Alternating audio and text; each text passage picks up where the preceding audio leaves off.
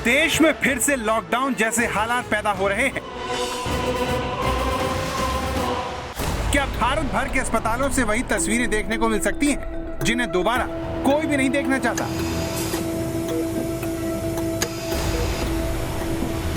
भारत में ओमिक्रॉन के बढ़ते खतरे को देखते हुए पाबंदियों का दौर फिर से लौट आया है। ओमिक्रॉन के फैलने से दिल्ली सरकारों ने जनता को बंदिशों की बेड़ियों में जकड़ना शुरू कर दिया है। कई राज्यों ने नाइट कर्फ्यू लगाने का ऐलान कर दिया है। मध्य प्रदेश, उत्तर प्रदेश, हरियाणा नाइट कर्फ्यू लगाने की घोषणा कर चुके हैं। तीनों ही राज्यों में शनिवार से रात 11 बजे से सुबह 5 बजे तक ये कर्फ्यू लागू रहेगा। राजस्थान में दूसरी लहर के बाद से ही नाइट कर्फ्यू लागू है। केस कम होने के बाद यहाँ सख्ती थोड़ी कम की गई थी, लेकिन ओमिक्रॉन के खतरे को देखते हुए प्रशासन फिर से अलर्ट हो गया है। वहीं गुजरात सरकार ने राज्य के 8 प्रमुख शहरों में 31 दिसंबर तक नाइट कर्फ्यू लगा दिया है। पाबंदी वाले शहरों में अहमदाबाद, राजकोट, सूरत, वडोदरा, जामनगर, भावनगर, गांधीनगर और जूनागढ़ शामिल है। इन सभी शहरों में नाइट कर्फ्यू रात 1 बजे से सुबह 5 बजे तक रहेगा। राज्य सरकारों के इस फैसले के बाद सोशल मीडिया पर नाइट कर्फ्यू को लेकर बहस छिड़ गई है। लोग पूछ रहे हैं कि जब अधिकतर लोग घरों के अंदर होते हैं, उस वक्त नाइट कर्फ्यू से कोरोना कैसे कंट्रोल होगा? लोगों के ऐसे सवालों के बीच नाइट कर्फ्यू का मजाक उड़ाया जा रहा है। नाइट कर्फ्यू को लेकर तमाम मीम वायरल हैं। कोई नाइट कर्फ्यू को कील लगाकर समंदर का पानी रोकने की कोशिश बता रहा है, तो वहीं कुछ लोग नाइट कर्फ्यू की तुलना इस गेट से कर रहे हैं जो रास्ते में अकेला खड़ा है। कुल मिलाकर सबकी यही राय है कि नाइट कर्फ्यू से कुछ नहीं होता। कोरोना रोकने में प्रशासन का ये कदम ऊंट के मुंह में जीरे के समान है। लेकिन अगर ऐसा है तो फिर नाइट कर्फ्यू लगाया ही क्यों जाता है? इस बारे में हमने रिसर्च की तो पाया कि इसके पीछे तर्क ये है कि जितनी भीड़ बाजार में इकट्ठी हो जाती है, उतना ही कोरोना बढ़ने की संभावना होती है। लोगों की लापरवाही की वजह से गाइडलाइन का पालन नहीं होता, इसीलिए भीड़ को नियंत्रण करने के लिए कदम उठाया जाता है, जिससे लोग अपने घर में रहते हैं और संक्रमण का चांस काफी कम हो जाता है। क्रिसमस के साथ ही सर्दियों की छुट्टियों में लोगों का घूमना फिरना शुरू हो जाता है। न्यू ईयर में भी लोग रात में ज्यादा घूमना पसंद करते हैं। ऐसे में जानकारों की दलील है कि इस वक्त ये काफी असरदार साबित हो सकता है।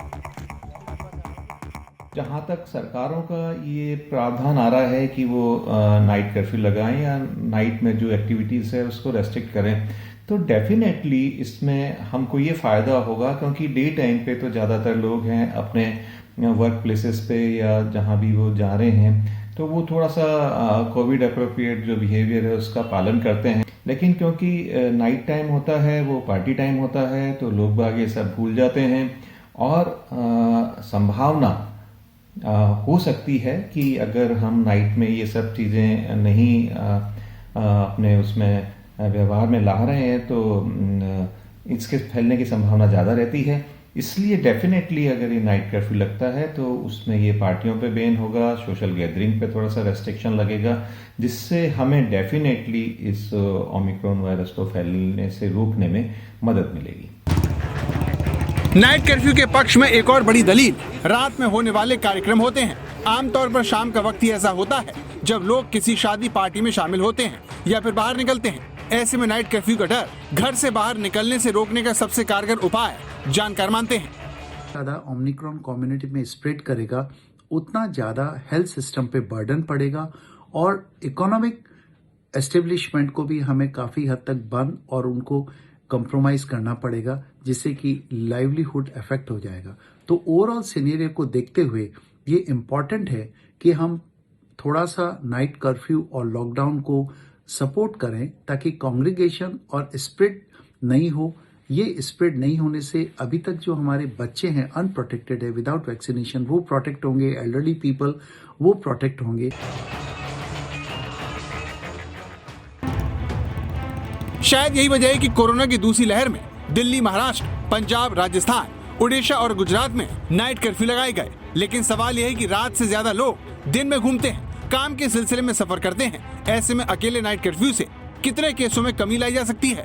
क्या इस बात का कोई पुख्ता सबूत है, कोई आंकड़ा है जिससे पता चले कि नाइट कर्फ्यू से इतने केस कम हुए? इस सवाल का जवाब सरकारों के इस कदम पर ही सवाल खड़ा करता है,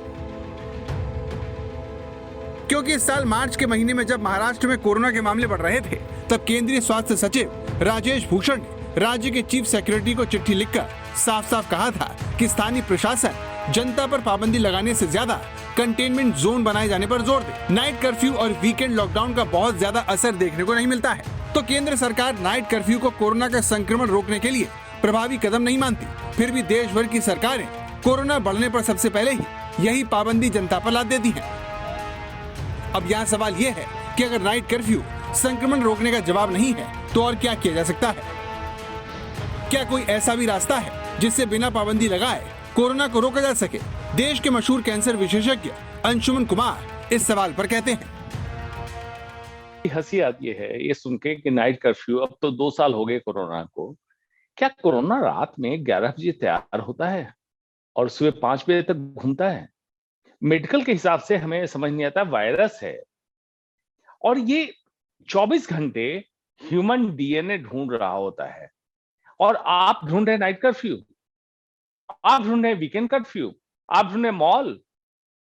मतलब आश्चर्य है कि मतलब इस तरह से किस वैज्ञानिक आधार पे आप इसको सोचते हैं और नाइट कर्फ्यू लगा दो, वीकेंड कर्फ्यू लगा दो, मॉल में एंट्री बंद कर दो। भैया अगर करना है तो कोई वैज्ञानिक आधार लो। तो जागरूकता ही वो हथियार है जो गरीबों का धंधा चौपट किए बना ही कोरोना को रोकने की क्षमता रखता है। कोरोना से जुड़े नियमों का सही पालन करना हम सबके हित में है ताकि सरकारों को नाइट कर्फ्यू जैसा कदम उठाने का मौका ही ना मिले। भोपाल से रवीश कुमार, जयपुर से शरद कुमार के साथ आज तक ब्यूरो।